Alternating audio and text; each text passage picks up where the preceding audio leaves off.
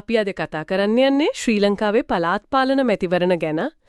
ටිකක් ගැඹුරින් බලමු. ඔව් විශේෂයෙන් මාර 2018 දී වෙච්ච දේ දැන් මේ 2025 දී වෙන්න තියෙන දේ ගැන නේද? හරියටම. අපි පාවිච්චි කරන්නේ පහුගිය මැතිවරණ දත්ත හැම දේශපාලන විශ්ලේෂණයක් තියෙන. අරමුණ ඉතින් මේ මෑතක උන දේශපාලන වෙනස්කම් ටික තේරුම් ගන්න එකයි ඉස්සරහට මොන වගේ වෙයිද කියලා පොඩි අදහසක් ගන්න එකයි. එහෙමනම් අපි 2018න් පටන් ගමු නේද? ඒ මැතිවරණේ තිබ්බේ පෙබරවාරි 10 වෙනිදා. ඔව් ඒක ඇත්තටම සුවිශේෂී මැතිවරණයක්. ඒ කියන්නේ ලංකා ඉතිහාසයේ තිබ්බ ලොකුම මැතිවරණයක්. එහෙමද? කොච්චර විතර ලොකුද? හිතන්නකෝ ඡන්දදායකයෝ මිලියන 15.7ක් ආයතන 340කට සබිකයෝ 8327ක් තෝරාගන්න තිබ්බා. අම්මෝ ඒකනම් ලොකු ගාණක් තමයි. ඡන්ද ක්‍රමයක් වෙනස් වුණා නේද ඒ පාර? අර මිශ්‍ර ක්‍රමය. ඔව් මිශ්‍ර ක්‍රමය කේවල ක්‍රමයට 60%යි සමානුපාතික ක්‍රමයට 40%යි. ඒ කියන්නේ කොට්ටස්සටත් වග කියන කෙනෙක් ඉන්නවා පක්ෂයට ලැබුණු මුළු ඡන්ද ගානටත් සාධාරණයක් වෙනවා වගේ දෙයක් නේද? ඒක තමයි කේ අදහස. ඉතින් ප්‍රතිපලාවම අර ශ්‍රී ලංකා පොදුජන පෙරමුණ SLPP එක යාලා තමයි ඉස්සරහට ආවේ. කොහොමද ඒගොල්ලන්ගේ ප්‍රතිඵල? එයාලා මුළු ඡන්ද වලින් 40.47ක් ගත්තා. ආසන 3436ක්, ඒ කියන්නේ ආයතන 120ක බලය දිනාගත්තා. ඒකට හේතුව මොකද්ද? අර මහින්ද රාජපක්ෂ මහත්තයාගේ ජනප්‍රියත්වද? ගොඩක් දුරට විශේෂයෙන්ම ගම්මට්ටමේදී මේ නායකත්වයට ලොකු පිළිගැනීමක් තිබුණා. එතකොට අනිත් පක්ෂ UNF එක එහෙම? එක්සත් ජාතික පෙරමුණ, ඒ කියන්නේ UNF එකට 29.42ක් ආවා. ආසන 2433ක්. UPF එක? UPF එකට 12.1යි ආසන 1048යි. ඉතින් මේකෙන් පැහැදිලිවම පේනුණා දේශපාලන සුළඟ අනිත් පෙට්ටට හමනවා වගේ. ඔව් අන්න ඒක තමයි. මේ 2018 පළාත් පාලන දිනුම තමයි SLPP එකට අර 2009 ජනාධිපතිවරණයටයි 2020 පාර්ලිමේන්තු මැතිවරණයටයි පාර කැප්පුවේ. හරියටම හරි. ඒක තමයි අඩිතාලම උනේ. ඒ ජයග්‍රහණ දෙකටම. ඒත් ඉතින් දේශපාලනය කියන්නේ වෙනස් වෙන දෙයක්නේ. 2022 ආර්ථික අර්බුදය ආවා, ලොකු විරෝධතා ආවා. ඒකෙන් පස්සේ තත්ත්වය සම්පූර්ණයෙන්ම වගේ වෙනස් වුණා.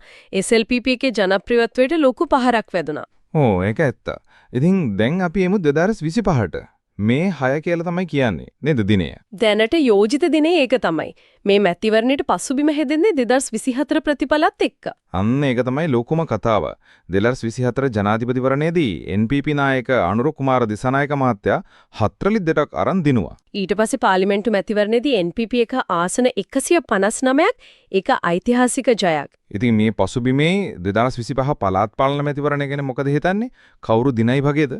දැන් තියෙන තත්ත්වය අනුව නම් ගොඩක් දුරට ජාතික ජනබලවේගයේ NPP එක ප්‍රධාන තරගකරුවේ. හේතු විදිහට? අර 2022 අර්බුදෙන් පස්සේ මිනිස්සු වෙනක්සක් බලාපොරොත්තු වුණා. ඒ වගේම NPP එකේ අර දූෂණ විරෝධී ප්‍රතිරූපය.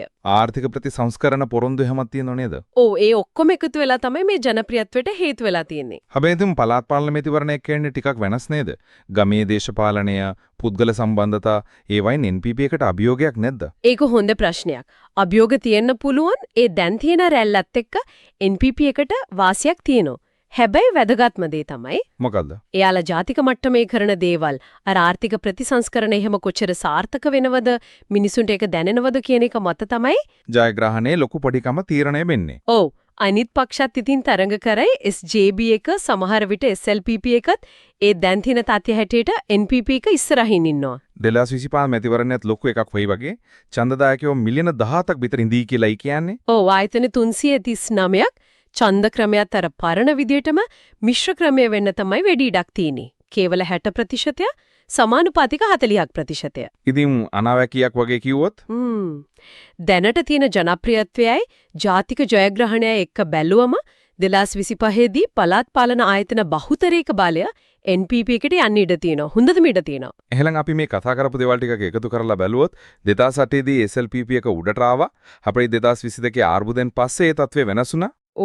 ඊට පස්සේ 2024 දී NPP එක ජාතික මට්ටමේ බලය ගත්තා. ඒකෙන් පේනවා ජනතා මනාපය දැන් ඒ පැත්තට හැරිලා කියලා. ඒ නිසා 2025 පළාත් පාලන මැතිවරණයේදී ප්‍රබලම අපේක්ෂකයා වෙන්නේ NPP එක. ඒක තමයි පේන්න තියෙන දේ. මේ 2025 මැතිවරණය ඇත්තරම ලංකාවේ දේශපාලනයේ තවත් වැදගත් කඩේමක් වේවි. ඒ කියන්නේ නිකම්ම පළාත් පාලන ආයතන ටිකක් ගැන නෙවෙයි. නෑ රටේ සමස්ත ගමන් මග අර අර්බුදයට දුන්න උත්තර ජනතාවගේ බලාපොරොත්තු මේ හැම දෙයක්ම මේකෙන් යම් තාක් දුරකට මනින්න පුළුවන් වේවි. අවසාන වශයෙන් අපි මේකත් හිතන්න ඕනේ නේද? මේ මැතිවරණයට කලින් ඉදිරි මාස කිහිපයේදී NPP එක ජාතික මට්ටමේ ආණ්ඩුව කරන විදිය එයාලගේ ප්‍රතිපත්ති ක්‍රියාත්මක වෙන විදිහ ඒ දේවල් අර ගමේ නගරේ මිනිස්සුන්ට ඡන්දයට කොහොම බලපාවිද? ඒක තමයි ලොකුම ප්‍රශ්නය. ජාතික මට්ටමේ ක්‍රියාකාරීත්වයේ ත්‍රිණමූල මට්ටමේ ඡන්දයට කොහොම පරිවර්තනය වෙයිද කියන එක බලන් ඉන්න වෙනවා.